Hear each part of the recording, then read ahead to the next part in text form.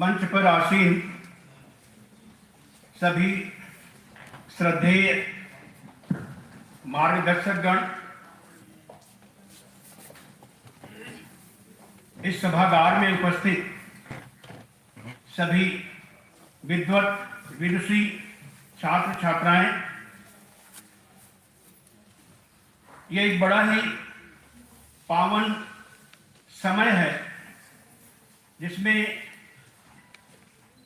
हमें अति विशिष्ट विभूतियों की सानिध्य प्राप्त हुई है। साथ में लोक संभाषण का लोकार्पण राष्ट्र निर्माण में एक महत्वपूर्ण भूमिका के रूप में देखा जा रहा है। आप सभी लोग इस लोक संभाषण के लोकार्पण कार्यक्रम में आए हैं, इसके लिए सबको बधाई और सबको साधुवाद।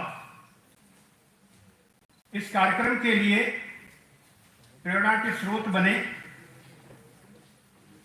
माननीय गोलोक भाई साहब और माननीय विक्रम भाई साहब, दोनों लोगों से संपर्क हुआ। इसके बाद कार्यक्रम की रूपरेखा तैयार हुई। फिर ये बड़ा हर्ष का विषय हुआ कि हमारे हम सबके श्रद्धेय, हम सबके मार्गदर्शक, हम सबके प्रेरणा के स्रोत माननीय श्री इंद्रेश जी भाई साहब का सानिध्य प्राप्त होगा। आपके नाम से ही दिल्ली विश्वविद्यालय एक राष्ट्रीय सोच की उत्पत्ति होने लगती है। मुझे याद है आज से 2 दशक पहले जब मैं केशव कुंज गया था झंडेवालान में, तो भाई साहब का सानिध्य प्राप्त हुआ। मैं मेरे सहयोगी रविशेखर जी थे। भाई साहब ने बोले कि पांडे जी, कितनी बार इस देश का नक्शा बदला है, हम इस नक्शे पर काम करना चाहते हैं। हमें सारा नक्शा, प्राचीन भारत का नक्शा तो मैं जानता हूं, लेकिन आजादी के बाद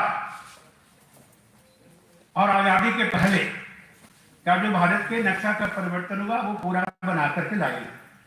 हम सब लोगों ने मेहनत किया। कैसे म्यांमार निकला, कैसे अफगानिस्तान निकला, कैसे पाकिस्तान बना, फिर बाद में बांग्लादेश निकला। कितने बार भारत का मानचित्र का निर्माण हुआ। एक तरह से मन के अंदर अपने आप आपके सानिध्य में आकर के अपने आप एक राष्ट्र चेतना की मूर्ति अपने आप पनपने लगती है। मुझे इस बात पर बड़ा गर्व हुआ कि आप जैसे महान विभूति का पदार्पण होगा दिल्ली विश्वविद्यालय के कैंपस में। भाई साहब, आपको कोटि कोटि धन्यवाद और कोटि कोटि आभार। आप इस कार्यक्रम में पधारे और सामने जो बैठा हुआ जनमानस में, इस जनमानस को आपके मूर्त रूप देखते ही एक प्रेरणा की अनुभूति होगी, ऐसा मुझे विश्वास है।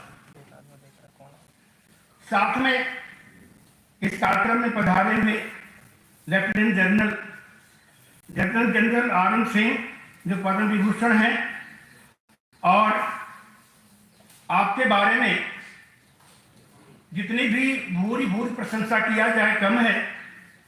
मध्य एशिया से लेकर के जो शांति दूत की सेनाएं होती हैं, इन सब का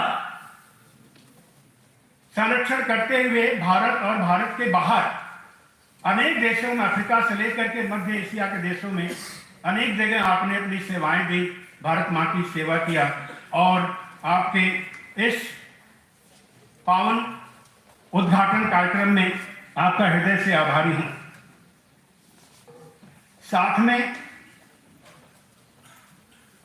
मेजर जनरल सुरेश भट्टाचार्य जी, नेशनल प्रेसिडेंट राष्ट्रीय सीमा जागरण मंच दिल्ली, आपका हृदय से आभारी हूं कि आप समय निकाले आए और इस मां भारती के कार्यक्रम में, क्योंकि लोक संभाषण ये केवल पत्रिका नहीं है, आने वाले दिनों में ये पूरे देश में और देश के बाहर भी एक राष्ट्रीयता का, खास करके जो नौजवान हैं, हमारी जो वर्तमान पीढ़ी है, आने वाली पीढ़ी है, सबके लिए एक राष्ट्रीयता का बोध कराने में महत्वपूर्ण भूमिका अदा करेगी, ऐसा मुझे विश्वास है। आप इस कार्यक्रम में आए, आपका कोटि कोटि साधुवाद। पद्मश्री प्रोफेसर जे.एस. राजपूत जी, आपके बारे में यहाँ बैठे सभी लोग जानते हैं सर। एनसीईआरटी में नई इबादत लिखने वाले, एनसीईआरटी में बड़े मौलिक सुधार करने के रूप में आपको जाना जाता है। साथ में राष्ट्रीय सुरक्षा जागरण मंच के इस माध्यम से लोक संभाषण के लोकार्पण में आप पधारे हैं। आपका कोटि कोटि हृदय से आभार, और आपके सुनने के लिए हम सब लोग इच्छुक हैं।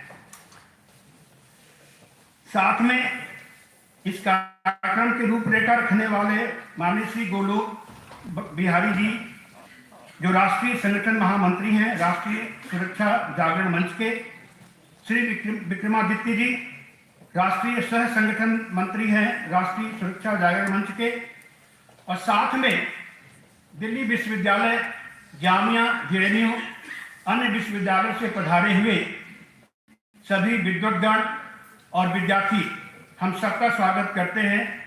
Professor Geeta Singh ji, director CPDHE Delhi विश्वविद्यालय, professor Vijay Lakshmi Nanda, principal Miranda House, professor Poonam Kumaria, principal Indraprastha College, professor Rajesh ji, senior professor in the department of adult and continuing education, professor Sahid Akhtar Sahab, Doordarshan से आए श्री रहमतुल्लाह साहब, आप भी प्रोफेसर हैं, विजिटिंग प्रोफेसर हैं मीडिया में, प्रोफेसर मेहताब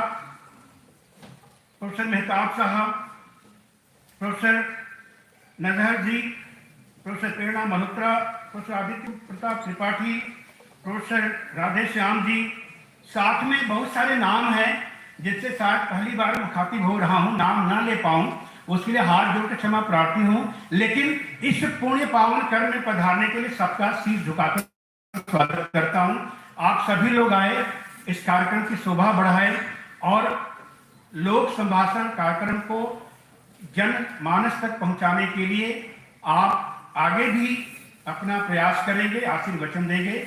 इसी आकांक्षा के साथ बहुत बहुत धन्यवाद। Thank you so much.